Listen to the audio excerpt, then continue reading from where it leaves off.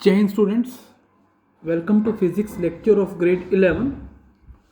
Last time we discussed about the applications of dimension analysis. No doubt dimension analysis is a very useful tool, but there are certain limitations of the dimension analysis also. So let's discuss the limitations of dimensional analysis. The first limitation is it gives no information whether a physical quantity is scalar or vector. If you look at the dimension formula of a physical quantity, you can't say whether it is a scalar or vector. For example, dimension formula of work is ml square t minus 2. By looking at this, you can't say is it vector or scalar.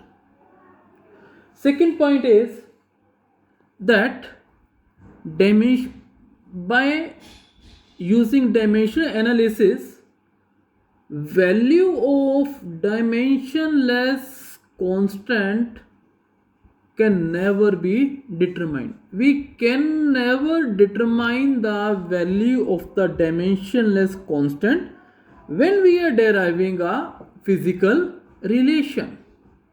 You might have done the derivations in dimensional analysis. In each and every derivation, we have either assumed the value of dimensionless constant or the value of dimensionless constant was provided to us. Third point is that by dimension analysis, we cannot derive those physical relation which contains more than two terms on either side of the expression. This is the expression for displacement ut plus half of at square. We cannot derive this expression on the basis of dimensional analysis. If you say it is proportional to ut, then half of at square would be left. Fourth is that by dimensional analysis, we cannot identify a physical quantity. We cannot identify a physical quantity. For example, if I say that ml square t minus 2, what does this dimension formula represent? This dimension formula, it can represent energy also, and it can also represent the torque. So a dimensional formula cannot identify a physical quantity. We cannot identify a physical quantity. Next point is that we cannot derive those physical relation in which there are the terms of the trigonometric ratio, logarithmic ratio, and there are exponential terms. We cannot derive those relations. So these were limitations of the dimensional analysis. Next topic is order of magnitude. What is the meaning of the term order of magnitude? Well, order of magnitude is the power of 10 which is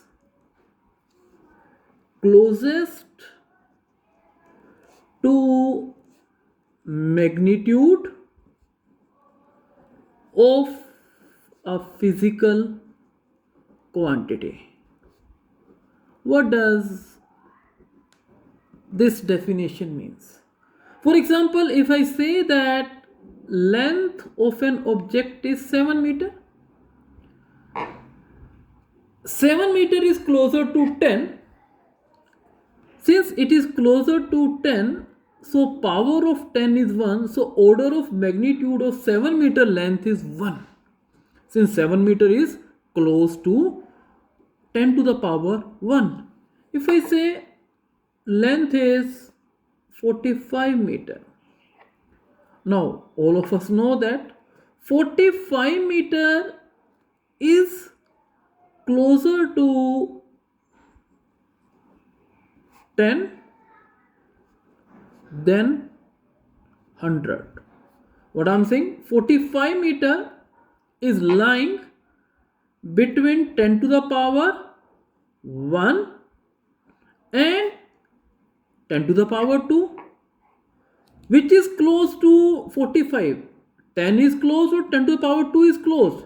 10 to the power 1 is close. So again 1 is the order of magnitude of 45 meter. Now how to calculate the order of magnitude of a physical quantity? First of all, let us say n is q is the physical quantity. I have to express this physical quantity in the form of n into 10 to the power x, where n is a number which is greater than 0.5 and it is less than equal to 5, and then x is the order of magnitude of a physical quantity. For example, 7 meter. This 7 meter can be represented as 0.7. It lies between 0.5 and 5 into 10 to the power 1. So 1 is order of magnitude. If I say 45 meter, it can be written as 4.5 into 10 to the power 1. It is lying between 0.5 and 5. So here again 1 is the order of magnitude. If I say that the distance between Earth and Sun is 14.96 into 10 to the power 7 kilometer, then what is the order of magnitude of this? First of all, I have to represent this quantity in this form.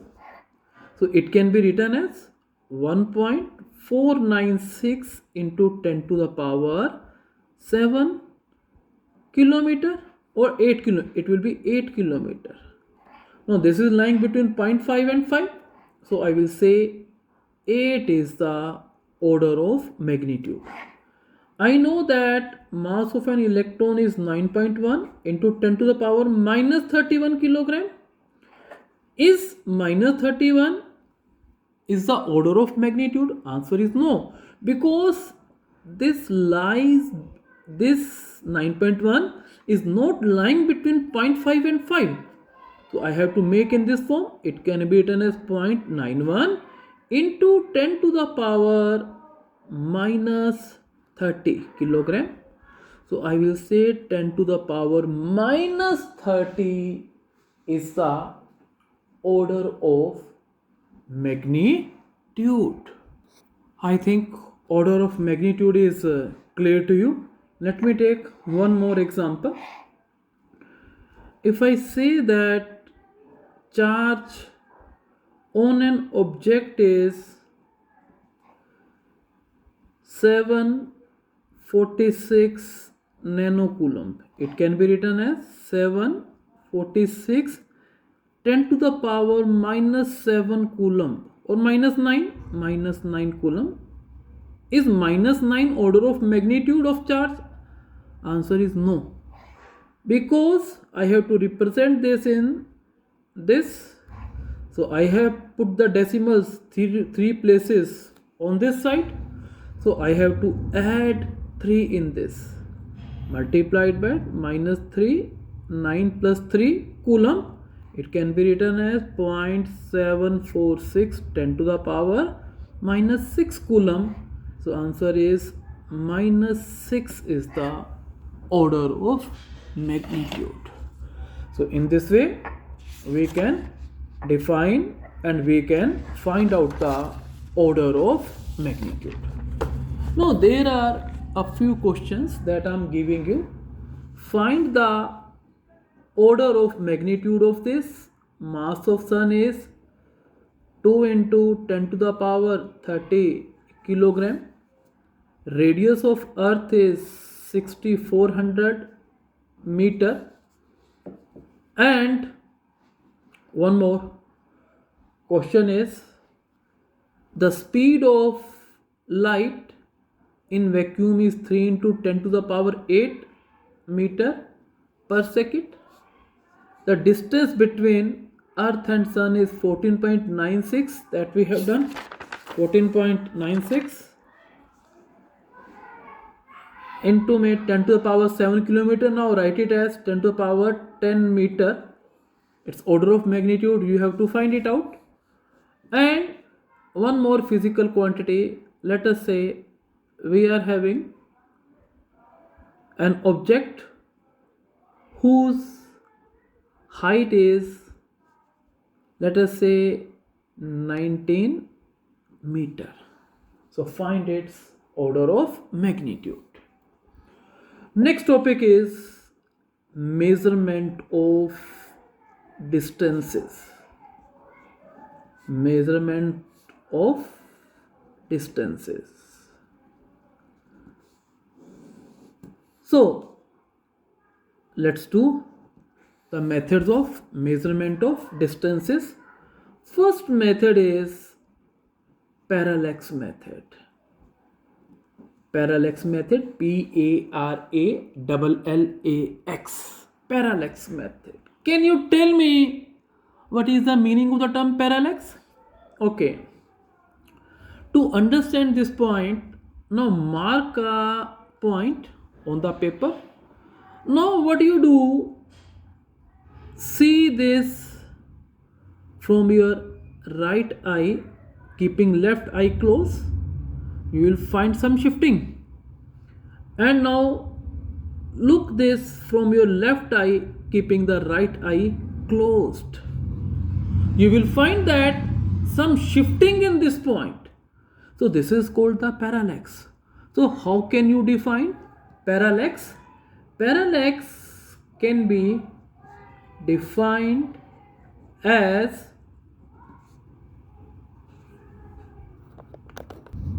change in the position of an object, position of an object with respect to background when seen from different positions. What does it mean?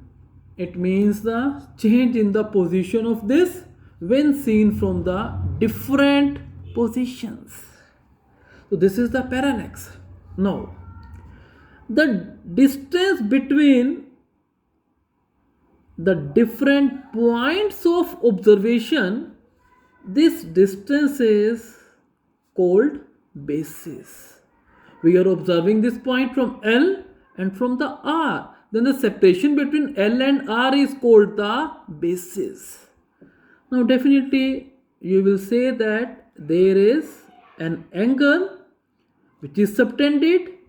That angle is theta.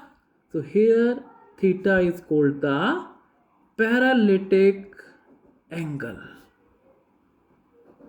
This theta is called parallatic angle or parallax angle. It is also called the parallax angle. Now use this method to find the distances. Its first application is to find distance of nearby objects, nearby objects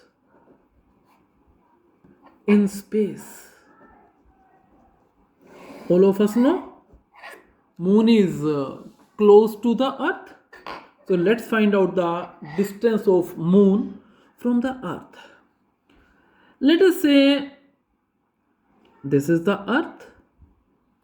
On this earth we are considering 2 points. One is P1, another point is P2.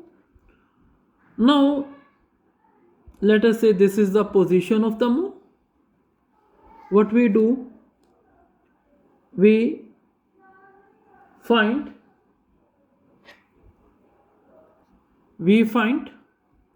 this angle related to a distant star. Let us say this is a distant star. Its position, it does not change. Again, this is a distant star. Why its position is not changing? Because it is very, very far away from the earth. So wherever its position will remain the same. Now with the help of a device, we will find these angle. Let us say this angle is theta 1, and with the help of this we found this angle. Let us say this angle is theta 2. Now these points are on the earth, so practically these MP1 and MP2, they are approximately equal. Let us say this distance is r, this distance is r, and this is arc P1, P2. Now we know that this is theta. Now what this is? This angle is theta 1, and what this angle is? Theta 2, alternate angles. Now let's say theta equals to theta 1 plus theta 2. Theta, it equals to, we know that, arc upon radius. So what is the arc here? P1, P2 is the arc, and what is the radius? This distance we are going to find. So this r equals to P1, P2 divided by theta. By knowing the theta, I can find this, and this distance can be calculated. It is the distance between these 2 points. It can be calculated. So we can find the r. Second is to find the distance of nearby star. Second is to find the distance of a star which is near to earth. To find this distance, let's say that this is the nearby star whose distance I want to find it out. Let us say this is the orbit of the earth around the sun. Sun can be one of its foci. Now let us say this is P1 and P2. P1 is the position of the earth at a time, and P2 is the position of the earth after 6 months. The earth's orbit around the sun is elliptical. All of us know this.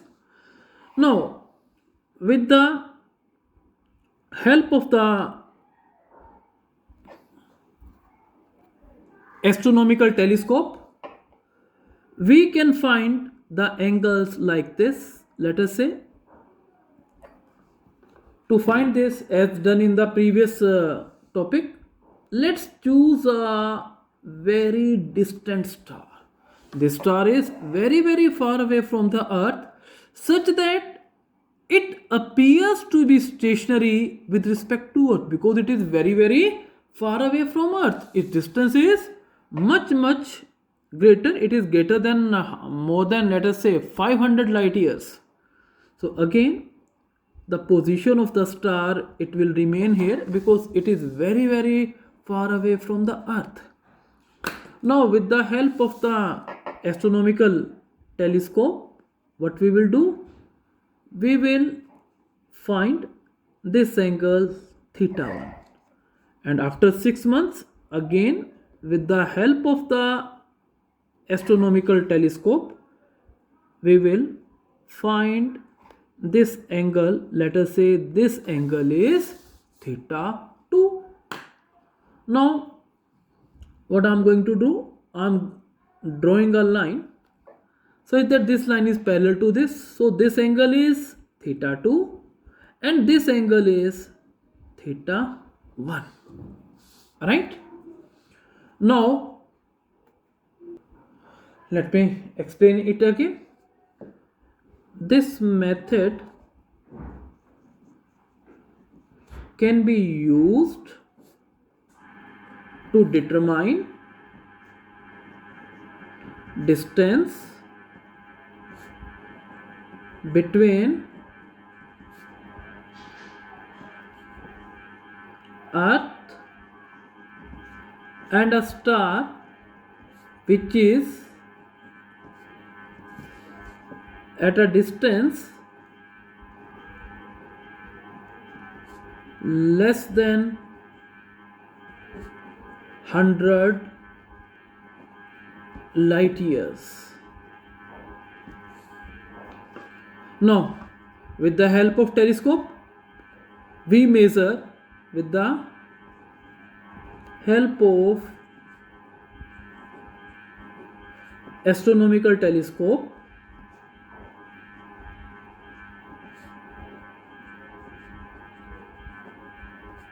we can measure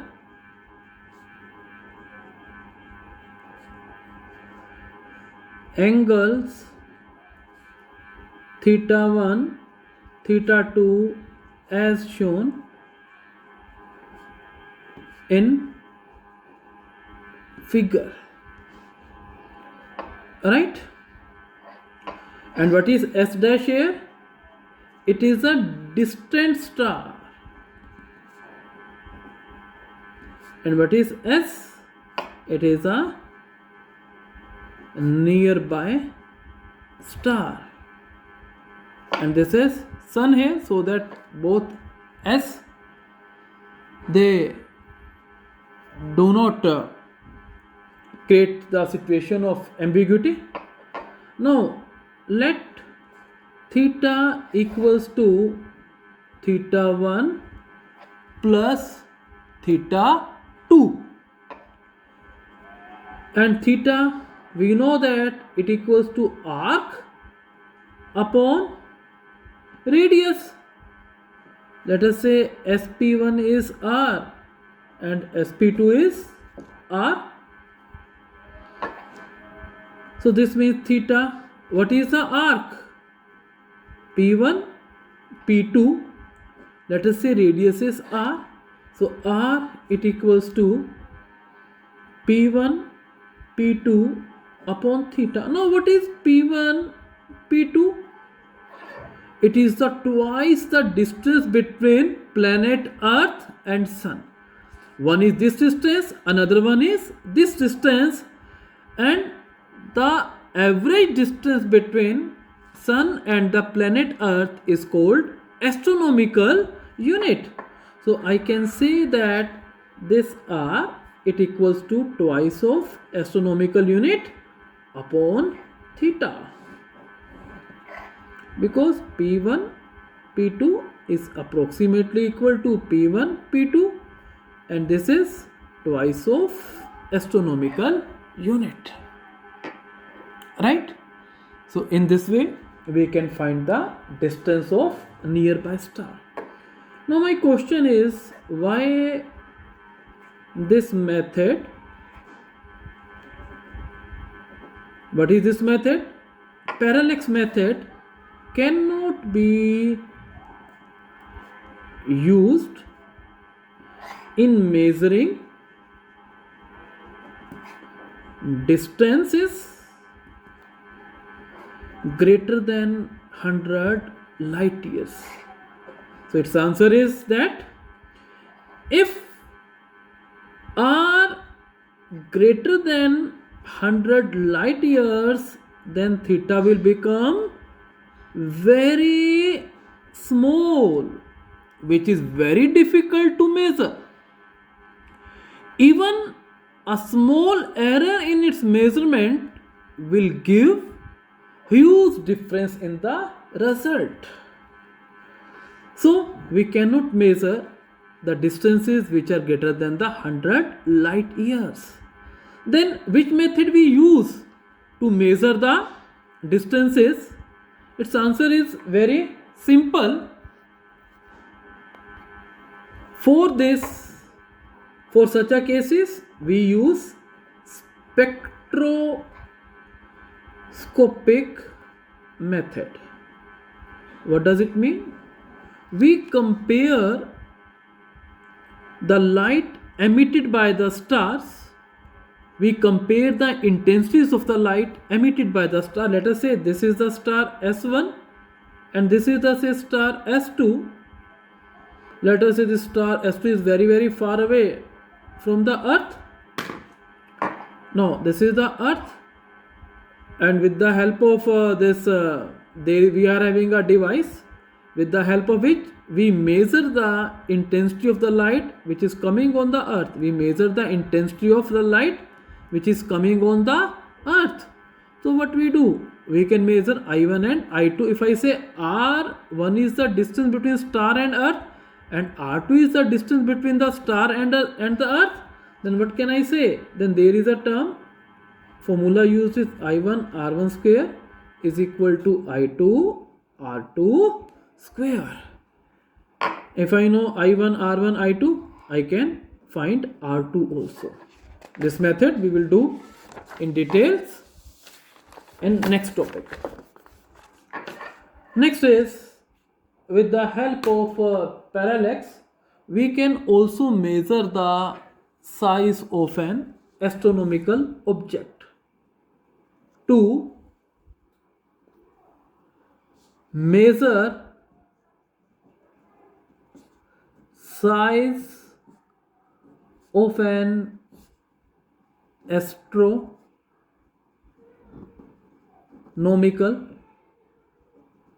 object. Let us say I want to measure the size of the moon.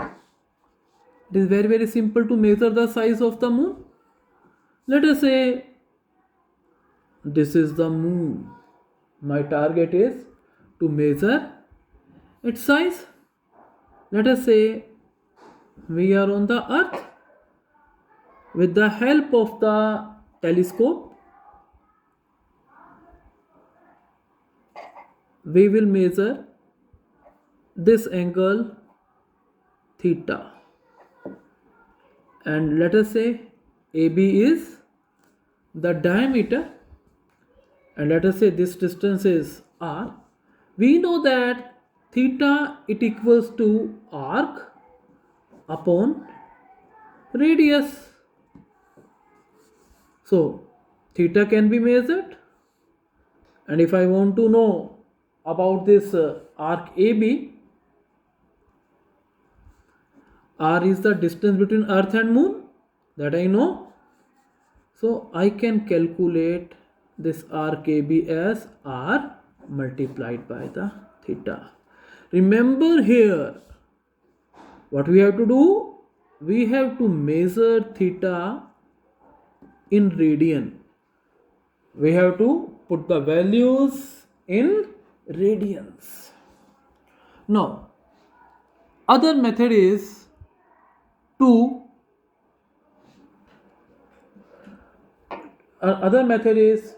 find the height of a pole, and you have done these methods in trigonometry. Next method is triangulation method. Triangulation method. First, height of a pole or building? Pole or building? Let us say this is a pole or building. It represents its height. I want to measure its height. Now, at a known distance x, with the help of a device which is called the sextant, I measure this angle.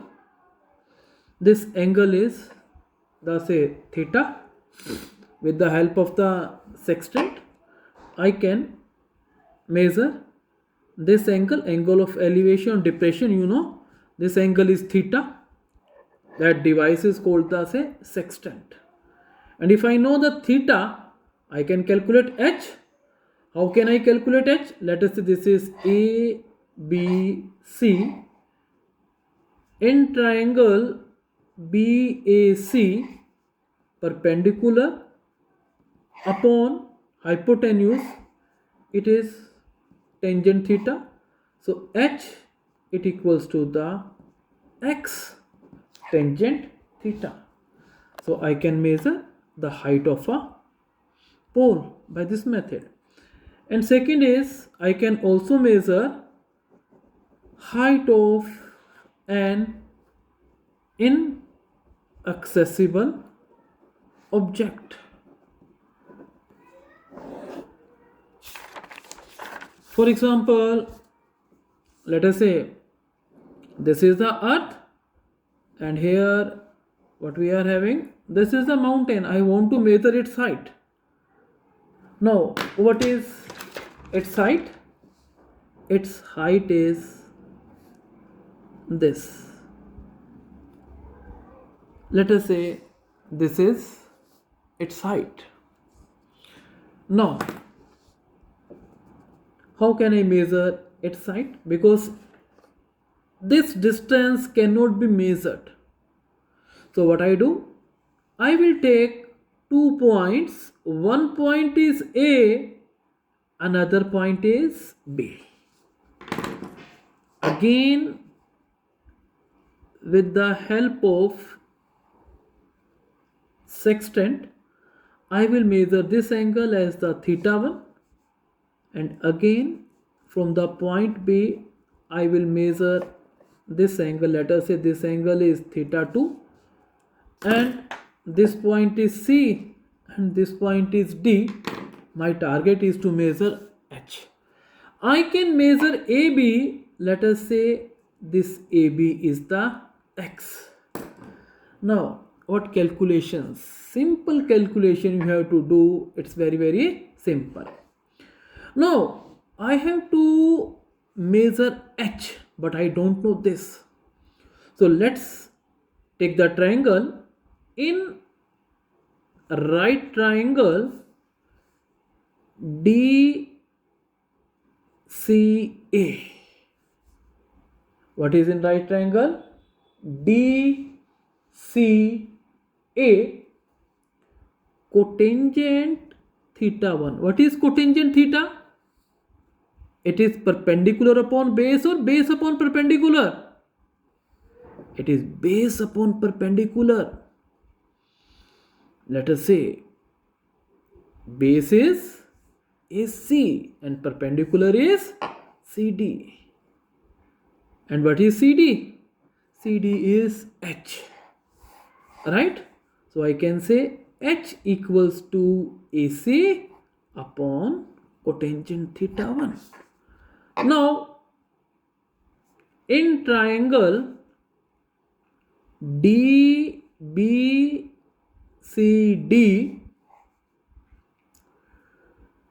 BC is the base upon perpendicular,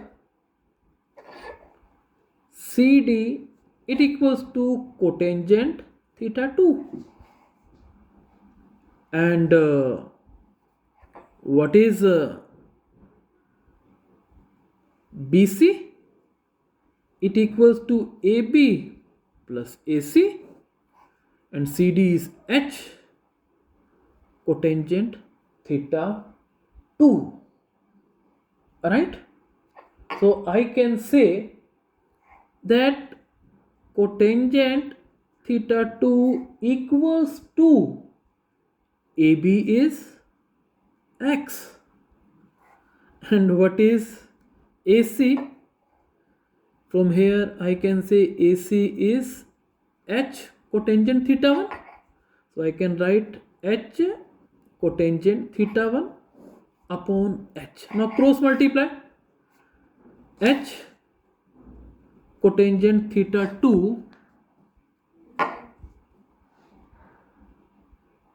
equals to x plus h cotangent theta 1. Now you can say h cotangent theta 2 minus h cotangent theta 1 equals to x. So h common, cotangent theta 2 minus cotangent theta 1 equals to x. So h is x upon me cotangent theta 2 minus cotangent theta 1. With this, x can be calculated, theta 2 and theta 1 can be calculated by sextant. So we can calculate this. Thank you and have a nice day.